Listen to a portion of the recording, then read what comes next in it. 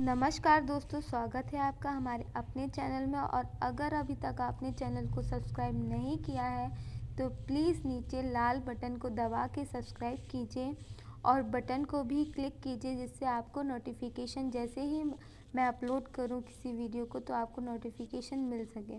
तो चलिए शुरुआत करते हैं कि जैसे कि आपको थंबनेल में ही दिखा है कि अगर आप एसएससी सीजीएल CHSL या किसी भी सीपीओ कोई भी आप एसएससी से जुड़ी किसी भी किसी भी फॉर्म को अगर आपने डाला है, किसी भी जॉब को आप चाहते हैं कि आपका वो सपना पूरा हो, तो आपको कुछ स्टेप्स, आपको कुछ रूल्स, कुछ आपको फॉलो करने पड़ेंगे, जिससे मुझे आपको कुछ ट्रिक्स अपनानी पड़ेंगी, जिससे मुझे पूरा मैं आपको 100% श्योर गारंटी देती हूँ, जिससे आपको तुरंत ही आपके 6 महीने 1 साल में आपकी नौकरी अवश्य ज़रूरी। आप जैसे ही फॉर्म करेंगे, आप एग्ज़ाम देंगे, आपका क्वालिफाई ज़रूर होगा।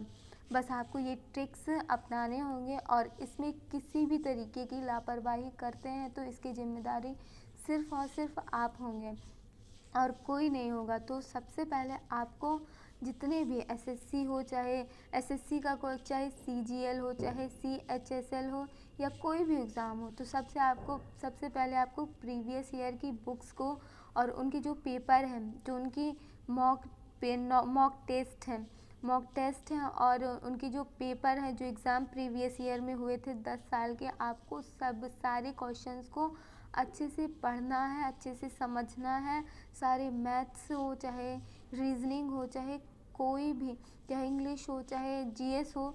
जीएस तो आगे पीछे होता रहता है, पर ये 3 सब्जेक्ट जैसे कि इंग्लिश, रीजनिंग और मैथ्स, ये कभी भी चेंज नहीं होती हैं।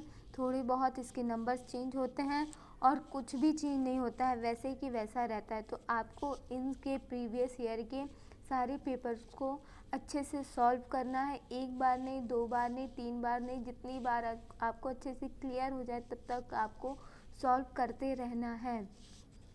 और दूसरी बात, जो टॉपिक आपका स्ट्रॉन्ग है, अभी आपके पास बहुत कम समय बचे हैं, बहुत मिनिमम टाइम है, तो आपके पास जो टॉपिक आपके क्लियर है, जैसे आपकी परसेंटेज, आपका सिंपल इंटरेस्ट, आपका कंपाउंड इंटरेस्ट, आपका डिस्काउंट, इनमें से कोई भी हो सकता है। आपका डिस्काउंट डिफ़िकल्ट हो सकता है आपका कोई और अदर टॉपिक डिफ़िकल्ट हो, तो आप उस पर अभी ध्यान मत दीजिए। अभी जो आपके स्ट्रॉन्ग है टॉपिक, उनको शार्प करने की कोशिश कीजिए। कहते हैं ना कि जौहरी तराशता है, तो आपको तराशना है उन्हीं चीज़ों को जो अभी आपको बहुत अच्छे से समझ में आ चुकी हैं। बस आपको उनको क्लियर करना है, उन टॉपिक पर ही करना है। जो डिफ़िकल्ट है उनको छोड़ देना है, क्योंकि वैसे भी अभी इतने कम समय में कुछ नहीं हो पाएगा, तो आपको उस पर ध्यान देने की ज़रूरत नहीं है। क्योंकि ऐसा तो है नहीं कि आपसे कुछ भी नहीं, 1-2 ऐसा हो सकता है जो नहीं समझ में आते, पर सारे तो ऐसे नहीं होते हैं ना। तो आपको अपने सब्जेक्ट पे आपका जो बहुत अच्छे से कंप्लीट है, आपको उस पर फोकस करना है, ना कि जो सब्जेक्ट्स आपके अच्छे से क्लियर नहीं हैं उन पे। तो चलिए, सेकंड आपको समझ में आ गया होगा। थर्ड जो क्लियर या कठिन टॉपिक लगते हैं उन पर ध्यान नहीं देना है।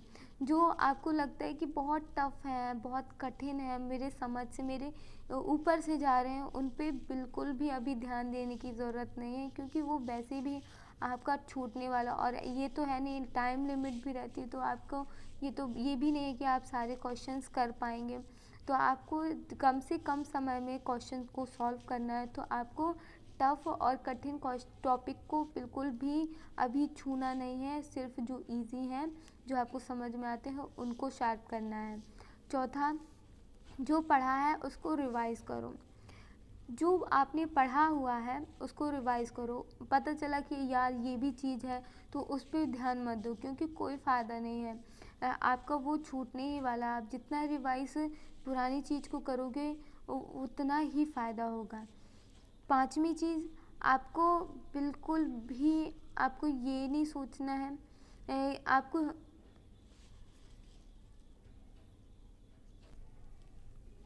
5वीं चीज़, आपको योगा करना है, क्योंकि योगा अगर आप करेंगे तो आपका हेल्थ आपका दिमाग भी स्वस्थ रहेगा, आपका शरीर भी स्वस्थ रहेगा और आप नई चीज़ों को जल्दी एक्सेप्ट कर पाएंगे। तो योगा लगने में बहुत छोटी चीज़ है, पर ये बहुत बड़ा काम करती है और ये आपके माइंड को फ्रेश रखती है। छठवीं चीज़, आपको अपनी सेल्फ कॉन्फिडेंस, जो आपको आता है वो आपको अपने आप को समझना है कि जो मुझे आता है तो आता है, जो नहीं आता उसको भी एक्सेप्ट करना है और अपने वीकनेस को इतना हावी नहीं होने देना है और आपके अंदर जो स्ट्रॉन्गनेस है, जो चीज़ आपको पता है आपसे बहुत बेहतर कर सकते हैं, उनको करना है।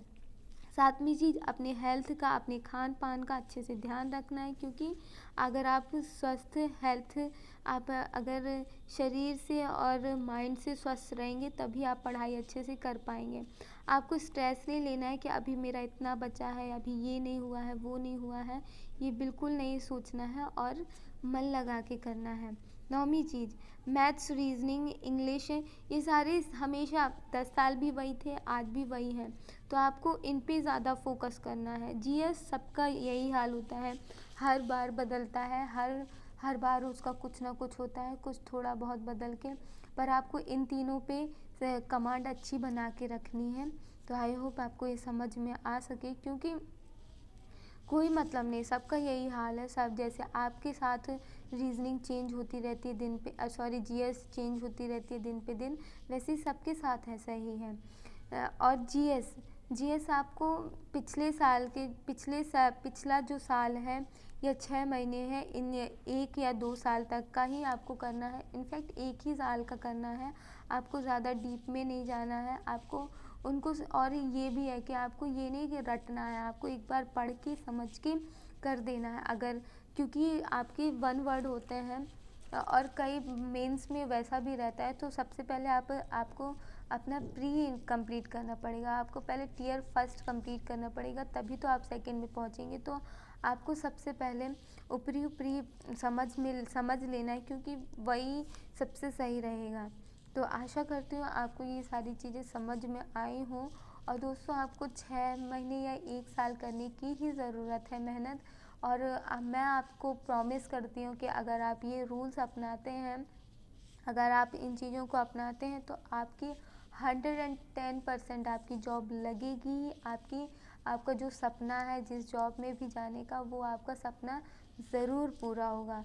तो आशा करती हूँ आपको ये वीडियो पसंद आया हो, और अगर आपको कोई भी प्रॉब्लम आ रही हो तो प्लीज़ कमेंट सेक्शन में बताइए, और किस चीज़ पे और मैं वीडियो बनाऊँ ये भी मुझे सजेस्ट कीजिए, और मैं ज़रूर आपकी हेल्प करूँगी। Thank you so much.